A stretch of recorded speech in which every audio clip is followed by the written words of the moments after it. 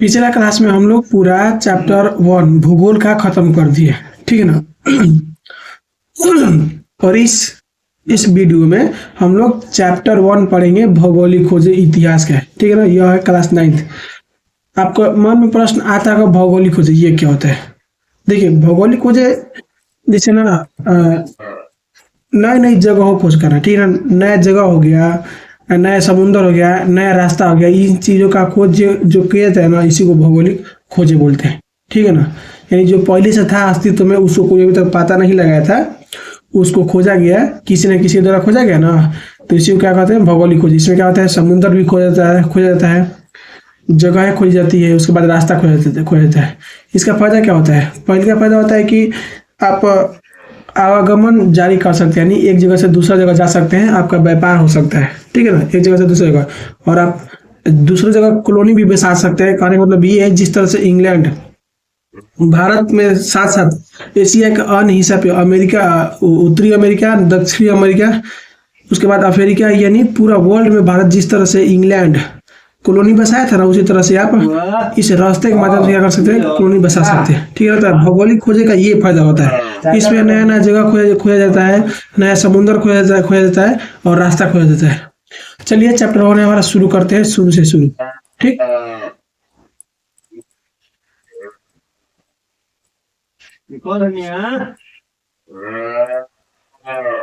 कह रहा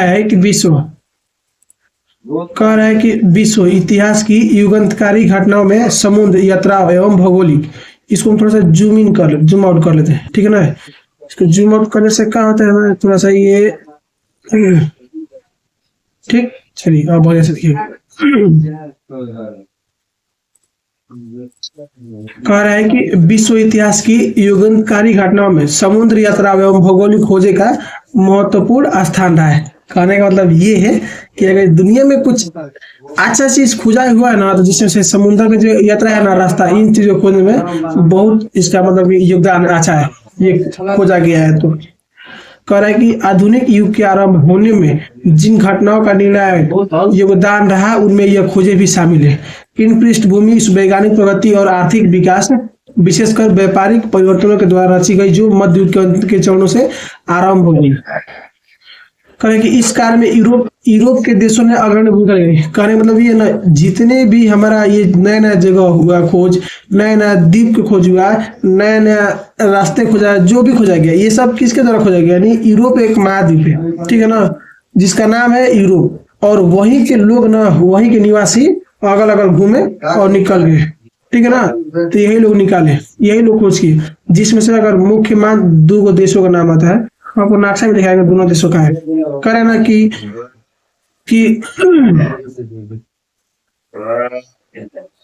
करे कि इस कार्य में यूरोप के देशों ने अग्रणी भूमिका निभाई, और यही कारण था कि आधुनिक युग में यूरोप का वर्चस्व समस्त विश्व में स्थापित हो गया। यानी ये जो यूरोप के देश थे, ये भाई साहब निकले बाहर, अपने देश से बाहर निकले, किसके लिए? खोज करने के लिए। जब खोज किए ना, तो ये अलग अलग जगह पे जाकर कब्जा कर लिए। तो यानी पूरा वर्ल्ड में एक समय था जहां पर पूरे यूरोप के देशों का, लोगों का दबदबा था पूरा दुनिया में, ठीक है ना। मतलब अफ्रीका महाद्वीप में, उत्तरी अमेरिका, दक्षिण अमेरिका महाद्वीप, एशिया, इन सब चीजों में, ऑस्ट्रेलिया, इन सब चीजों में किसका दबदबा था? यूरोप के निवासियों का, ठीक है ना। ये लोग वहां पर जाके कब्जा कर लिए थे। कह रहे हैं कि ये बात और है कि भौगोलिक खोजे का प्रारंभ करने वाले देश स्पेन एवं पुर्तगाल प्रतिस्पर्धा में धीरे पिछड़ते चले गए, और नए देश जैसे में इंग्लैंड, हॉलैंड, फ्रांस, तत्पश्चात जर्मनी ने इस दिशा में आगे कदम बढ़ाया। कहने मतलब ये है कि ये जो देश आपको दिख रहा है ना, पहले का पुर्तगाल और स्पेन, ये पुर्तगाल और स्पेन, ये 2 जो देश थे, ये निकले, इस काम को शुरू किए, ठीक है ना। तो ये कहा हुआ ना कि ये लोग इसमें पीछे हो गए। बाकी ये जो देश थे, इंग्लैंड था, हॉलैंड था, फ्रांस, जर्मनी, ये सब देश ना इसमें आगे निकल गए। यानी रास्ता कौन दिखाता है? ये देखा है चलने के लिए, ठीक है ना, स्पेन और पुर्तगाल। और ये दोनों इस रास्ते में पीछे गए, ये चले गए। यानी दुनिया में ये सब खोज किया, दुनिया के अलग अलग जगहों पर, पुर्तगाल और स्पेन। लेकिन हर जगह कब्जा कौन कर लिया? इंग्लैंड। यानी इंग्लैंड, ये सब जो जितने देश है ना, ये जाके अपना वर्चस्व स्थापित कर लिए, ठीक है ना। शुरुआत किया था लेकिन फ्रांस, पुर्तगाल और स्पेन, ठीक है ना। करे का और नए सफलता अधिक मिली। हम जानते हैं कि विश्व में प्रारंभिक सभ्यताओं के काल से ही व्यापार एवं वाणिज्य परस्पर संपर्क का कारण है। कहने का मतलब ये है कि पूरी दुनिया में क्या है, आप सिंधु घाटी सभ्यता से देख लीजिएगा ना, तो वो लोग भी व्यापार करते थे, पूरा वर्ल्ड में करते थे ना, यानी मेसोपोटामिया से व्यापार करते थे ना। तो ये व्यापार का सिलसिला प्राचीन साल से ही चलते आ रहा है, इसमें कोई ऐसी नहीं है, ये कोई नई बात नहीं है। तो पहले आपको तो हम दिखाते हैं, ये जो यूरोप महाद्वीप है ना, उस महाद्वीप को दिखाते हैं। ये देश कहाँ है, आप उस देश को भी दिखाते हैं। जिससे सबका स्पेन हो गया, पुर्तगाल हो गया, इंग्लैंड हो गया, ठीक है ना, इंग्लैंड हो गया, जर्मनी हो गया, ये सब देश सब देख लीजिए। ये थोड़ा सा ये आपका बैनर है, ठीक है ना, इसी वीडियो का बैनर है। देखिए ये आपको जो दिख रहा है ना भाई साहब, ये है हमारा द्वीप, इस महाद्वीप है, ठीक है ना। इस महाद्वीप का क्या नाम है, यूरोप। क्या नाम है, यूरोप नाम है, ठीक है ना। इसको थोड़ा सा हाँ दिख गया, और छोटा करते हैं, इसको थोड़ा बड़ा कर लेते हैं, ठीक है ना। ध्यान दीजिए, ये आपका किस महाद्वीप का फोटो हम आपको दिखा रहे हैं, तो भाई साहब यूरोप महाद्वीप का, ठीक है ना। पहले आप देख लीजिए यूरोप महाद्वीप है कहाँ, 7 गो महाद्वीप है। कौ महाद्वीप है, 7 गो महाद्वीप है। हम आपको उस 7 महाद्वीप को दिखाते हैं। ध्यान दीजिए, यहाँ पर आपको दिख रहा है ना, ये आपका 7 गो महाद्वीप है, ठीक। अगर सबसे बड़ा बात करें तो इसमें से एशिया है। क्या है, एशिया, जिसमें से भारत किस महाद्वीप में आता है, एशिया में आता है। तो पहले का कौन सा महाद्वीप है, एशिया। दूसरा अफ्रीका, लाइन से याद करेगा, पहले का एशिया, दूसरा अफ्रीका, तीसरा नॉर्थ अमेरिका, चौथा साउथ अमेरिका, पांचवा है आपका ये अंटार्कटिका, फिर छठवा है यूरोप, और सातवां यहाँ पर है ऑस्ट्रेलिया। महाद्वीप कितना है, 7 गो। देख लीजिए, ये आपका यूरोप महाद्वीप है। इस महाद्वीप के बारे में हम मुख्य पढ़ेंगे। ये महाद्वीप के लोग निकल के दुनिया के अलग अलग जगहों पे, यहाँ पर नॉर्थ अमेरिका में, साउथ अमेरिका में, एशिया में, अफ्रीका में, ऑस्ट्रेलिया में कब्जा कर लिया। इधर नहीं कब्जा किया, कैसे इधर कोई रह भी नहीं करता है, इधर जन जीवन नहीं रहता है, यानी इधर बर्फ बर्फ ही बर्फ। इधर साइंटिस्ट सब रहता है रिसर्च करने के लिए। तो ये 7 महाद्वीप को याद होगा ना, देख लीजिए। तो मुख्य रूप से ये आपका यूरोप है, ठीक है ना। चलिए अब हम यूरोप को देखते हैं ध्यान से। एशिया छोड़ दीजिए, अफ्रीका छोड़ दीजिए, ये सबका 7 महाद्वीप का नाम देख लीजिएगा।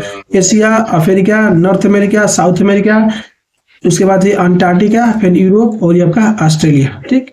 ये हमारा 7 महाद्वीप था।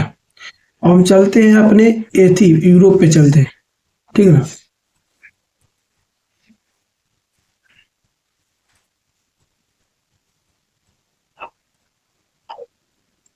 इसको इधर करो, इसको रफ्तार थोड़ा सा आगे करो। ये है हमारा कौन सा महाद्वीप है, तो भाई साहब हमारा है ये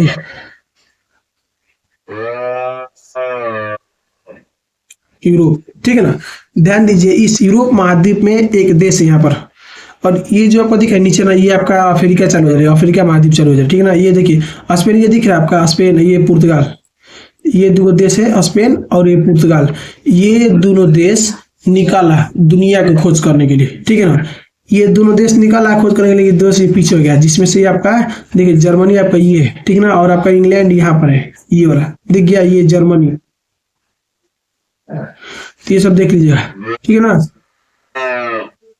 पोलैंड यहाँ पर है। चलिए हम चलते हैं वहां पर अपने बुक पे।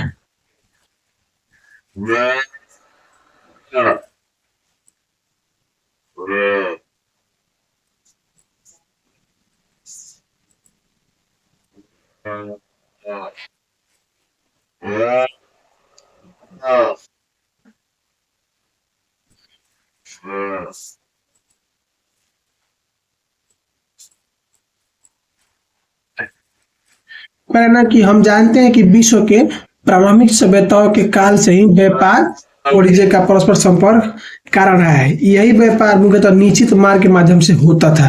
प्राचीन एवं मध्यकाल में भी यूरोप एवं एशिया के मध्य प्राय इन्हीं मार्गों का प्रयोग किया जाता था, ठीक है ना।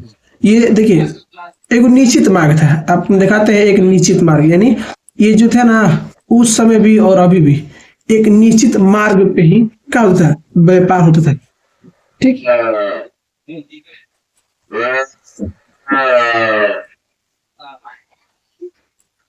अगर आप इसको ध्यान दीजिएगा, ये आपका ये है ना दोस्त, इसका नाम बोलते हैं हम लोग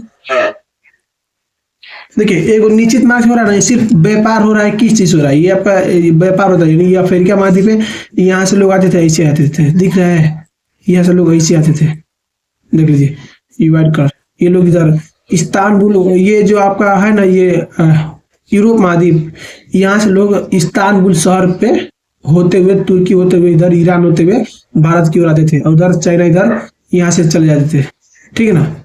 तो ये आपका सिर्फ एक ही मार्ग था इस एरिया में व्यापार करने के लिए, लेकिन समय बीता तो इधर से पानी के द्वारा रास्ता खोजा गया, ठीक है ना। अभी पानी के द्वारा रास्ता नहीं खोजा गया है, अभी सिर्फ यही एक सिंगल रास्ता है, इसी सिंगल रास्ता से व्यापार होता है, ठीक है ना। तबे ना इधर के मसाला उधर चला गया, उधर के मसाला, उधर के जो कहानी थी इधर आ गया, इधर कहानी उधर चला गया, इसी से थी हुआ ना।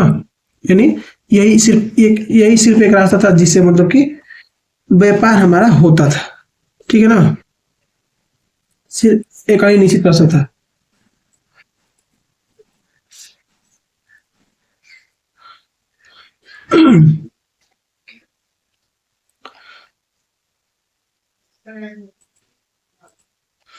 कह रहा है कि विश्व के कई ऐसे क्षेत्र थे जिनमें जनजीवन तो विद्यमान था, लेकिन शेष विश्व से उनका जुड़ाव नहीं था, जैसे अमेरिका, अफ्रीका, ऑस्ट्रेलिया तथा एशिया, ये अन्य से आदि।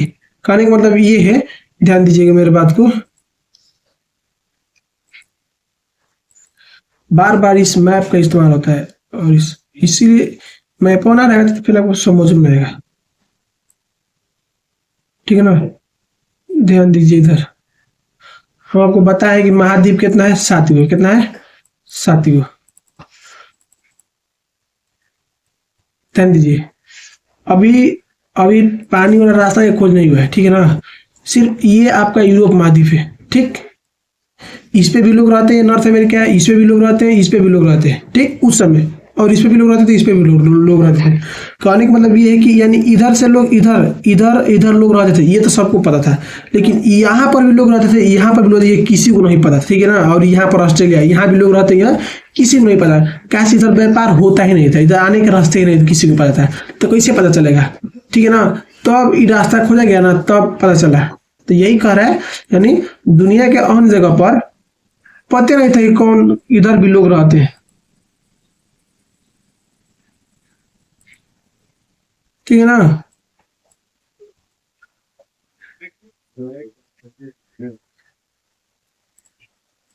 कह रहा है कि 13वीं शताब्दी में भारत होकर चीन तक की यात्रा ब्यूरों ने यूरोपियनों को दक्षिण पूर्वी एशियाई समृद्ध एहसास हुआ तो कराया है, समृद्धि का एहसास कराया था। यानी ये आपको हम जो दिखाया था ना रास्तावाद, जो अभी देखा है व्हाइट कलर का, यही रास्ता था ना, इसी रास्ते से व्यापार होता था, और इसी रास्ता से व्यापार होता था ना, इतना मतलब होता था व्यापार ना। इधर के जो लोग थे ना, यूरोप महाद्वीप जो लोग थे ना, उनको लगा था ना क्या इस एरिया में कितना है सब, मतलब इधर ये इधर के एरिया बहुत धनी मनी है, ठीक है ना। धनी मनी है नहीं था, इधर का भूगोलिक कुछ दूसरा, ठीक है ना। तो ये लोग देखते थे कि भाई साहब इधर से इतना समृद्ध है, सिर्फ एक ही रास्ता पता था, ठीक है ना। इन लोगों को कह रहा है, परंतु इसका विशेष प्रभाव नहीं पड़ा, और हुए भौगोलिक खोज था उसे प्राप्त उपलब्धि ने यूरोप में आधुनिक क्रांति ला दिया, ठीक है ना। आधुनिक युग का मार्ग प्रस्तुत है।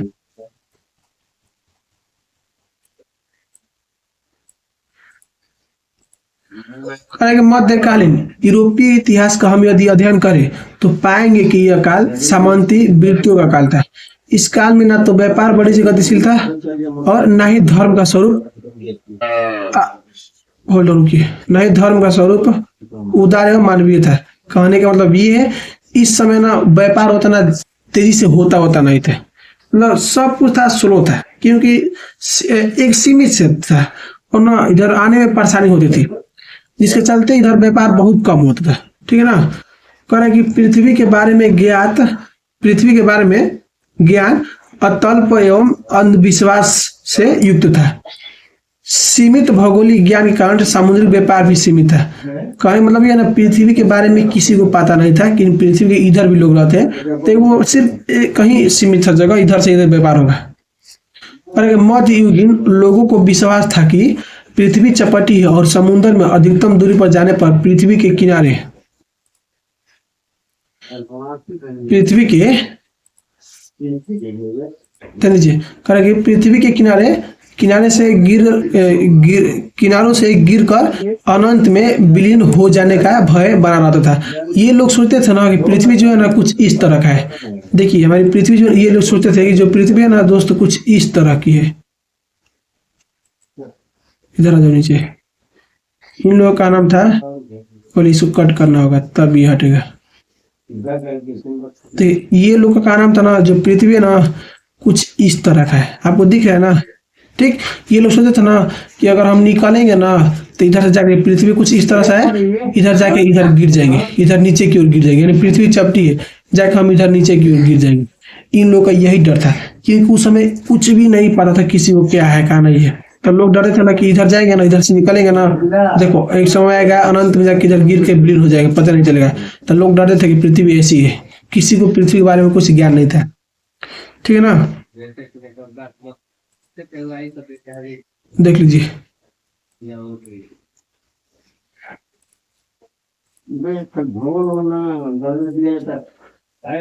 मेरा तो कह रहा है कि समुद्री यात्रा अत्यधिक कष्टपूर्ण एवं असाध्य थी। जहाज छोटे और असुरक्षित थे तथा गति एवं सुरक्षा के लिए हवा पर निर्भर थी।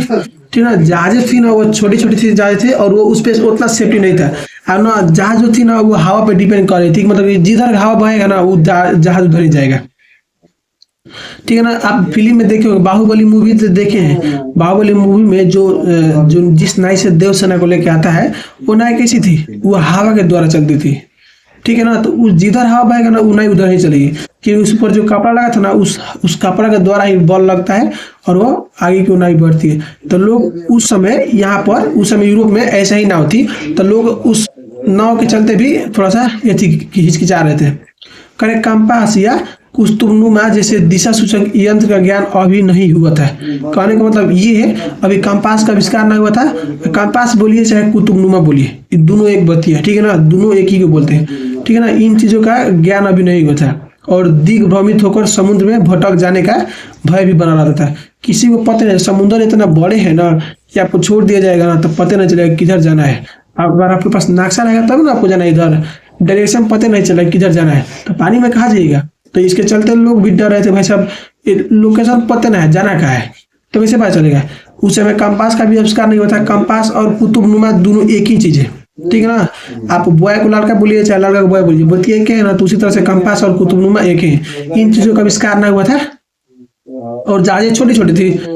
समुद्री यात्राओं के लिए राज्य की ओर किसी, और जो राज्य थे ना, ये कोई भी राज्य जो था वो किसी भी प्रकार की सहायता नहीं दी जाती थी। इस विषय में प्रसिद्ध नाविकों एवं व्यापारियों द्वारा अटलांटिक, जिसको अंध महासागर में यात्रा करना महत्व।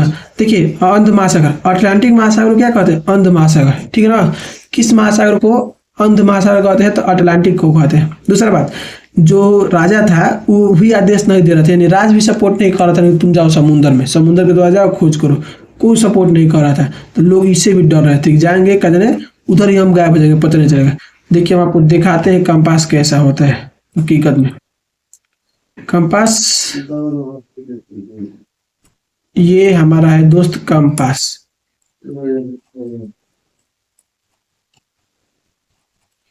ये तो हमारा महाद्वीप है और ये है हमारा कंपास, दिख रहा है, देख लीजिए ये है कंपास। इसी को बोलते हैं दिशा सूचक यंत्र या कुस्तुबनुमा। ठीक, ये कंपास है, इसमें कोई शक। ये नीडल है, ये क्या करता है ना, नॉर्थ दिशा को डायरेक्ट करता है, नॉर्थ दिशा इसको बताता है। इसको बोलते हैं थंब रिंग बोलते हैं। ये जो दिख रहा है ना, इसमें ऐसे अंगूठा पकड़ता है, इसको थंब रिंग बोलते हैं। ये आपका हेयर लाइन है, ये क्या है, हेयर लाइन है, ये वाला दिख रहा है, ये वाला क्या है, हेयर लाइन है। तो ये आपका कंपास है। ठीक, ये सेना के पास रहता है, चाहिए दिशा उसका ज्ञात करने में आसान हो। इससे ना नॉर्थ दिशा का पता चल जाता है, जिसको नॉर्थ दिशा का पता चल जाएगा ऑटोमेटिक सभी दिशाओं का पता चल जाएगा। ठीक है ना, तो ये आपका भाई साहब कंपास है, इसको देख लीजिएगा।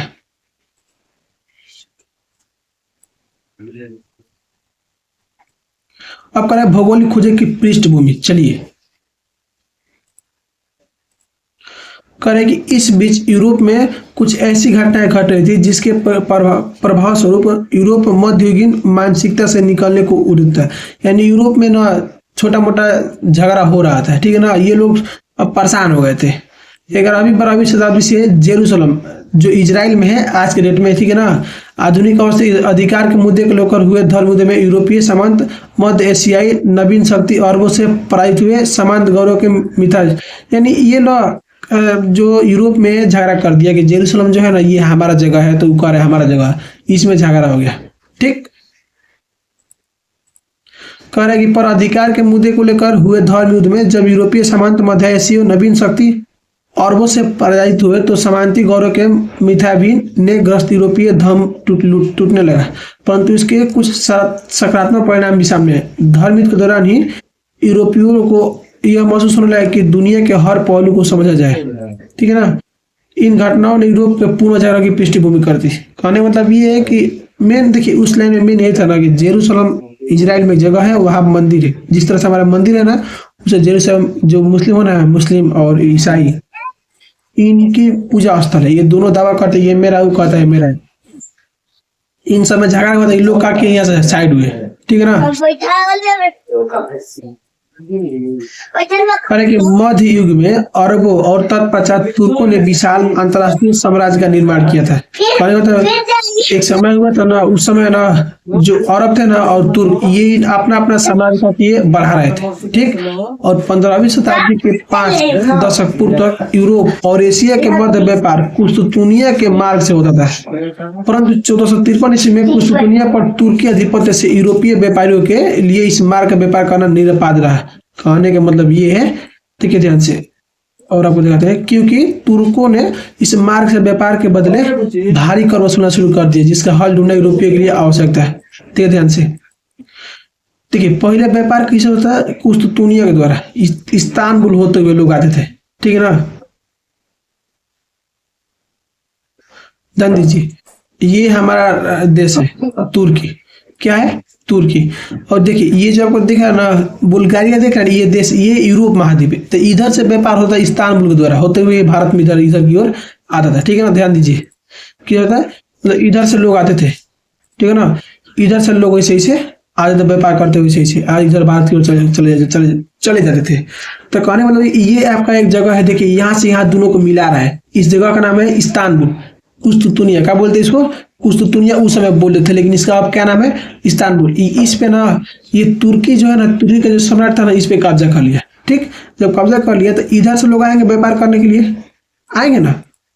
जो लोग इधर से व्यापार करने के लिए आते थे, ई क्या किया ना, इन सब से ना टैक्स ज्यादा लेने लगा, यानी कर वसूल ज्यादा करने लगा। बोला ना कि तुम इस रास्ता से व्यापार करोगे ना तो तुम हमको ना इतना टैक्स दोगे। तो ये लोग परेशान हो गए। ये मेन मुद्दा तो यही था, उधर मुद्दा आप छोड़ दीजिए, मेन मुद्दा दूसरा रास्ता खोजने का यही था कि ये इस जो तुर्की का सम्राट था इस पे कब्जा कर लिया, ठीक है ना, इस्तांबुल पर। जो अभी देश इसका नाम क्या है? इस्तांबुल। उस समय क्या नाम था? कुस्तुतुनिया।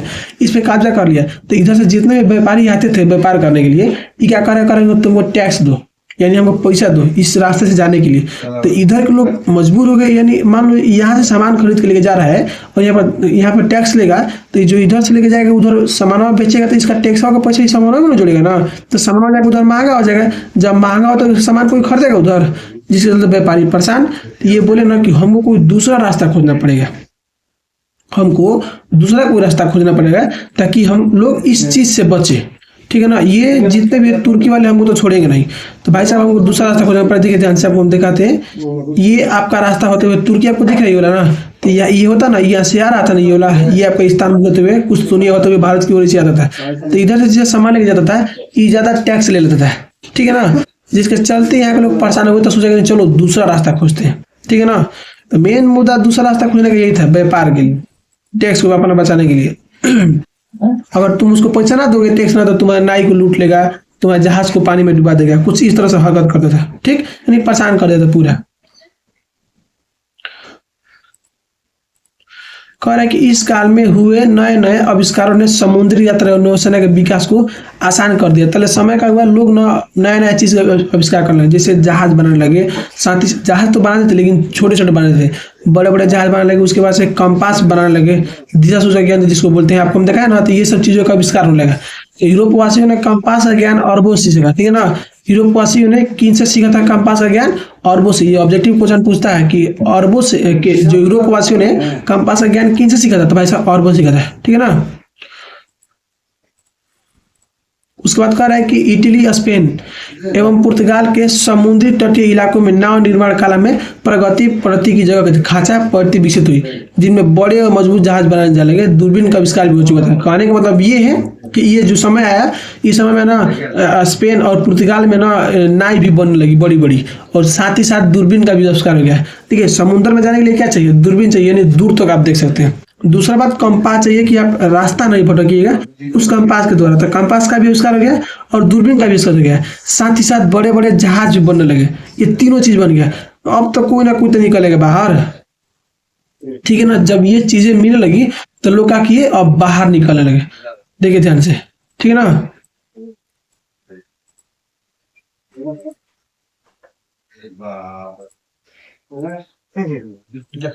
कह रहा है कि सामुद्रिक अभियानों में काफी सहायक था।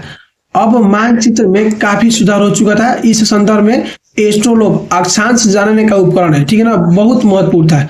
पुर्तगालियों ने एक नई किस्म के हल्के और तेज चलने वाली जहाज बनाया जिसका नाम था कैरावल। पुर्तगालियों ने एक जहाज बनाया, हल्का था और तेज चलता था और बड़ी थे, उसका नाम था कैरावल। जहाज का क्या नाम था? कैरावल, ठीक है ना। ध्यान दीजिए, यहाँ पर ना एस्ट्रोलोब क्या है? अक्षांश बताने के लिए एक उपकरण है जिसको बनाया गया था। देखिए हम आपको दिखाते हैं एस्ट्रोलोब दिखता है एक्चुअली में कैसा है। ये हमारा दोस्त, देखिए ये दिख रहा है ना आपका एस्ट्रोलोब, ये हमारा एस्ट्रोलोब है, ठीक है ना। ये क्या है? एस्ट्रोलोब है। देख लीजिए इस पे लिखा है, ये हमको नहीं पता चला, बस ये समझ लीजिए इसे दिशा का ज्ञात होता था, ठीक है ना। ये नीडल है, ये नीडल घूमता होगा, ठीक, तो इसे पता चला ये इधर कौन सा दिशा है, ठीक है ना। तो ये हमारा क्या है? एस्ट्रोलोब। इसको क्या बोलते हैं? एस्ट्रोलोब। आप इस तरह से इसको एक छोटा सा मतलब कि उस समय का कंपास ही मान लीजिए। इसका भी आविष्कार हो गया, दूरबीन का भी आविष्कार हो गया।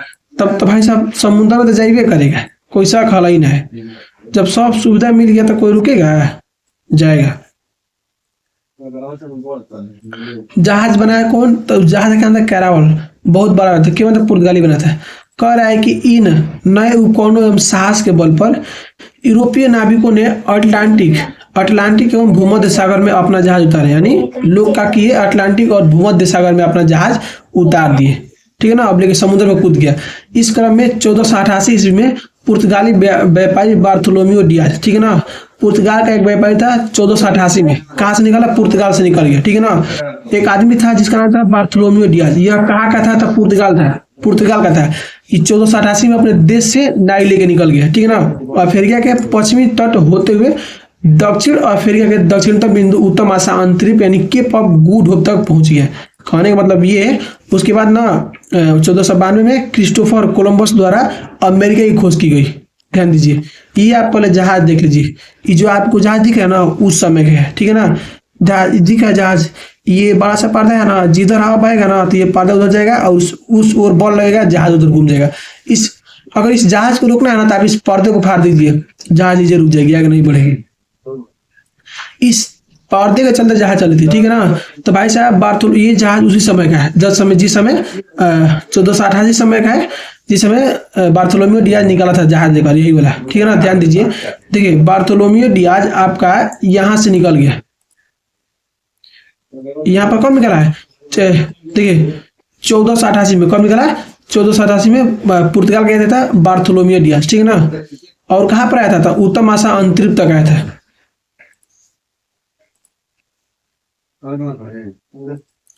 ध्यान दीजिए दोस्त, यहाँ पर ये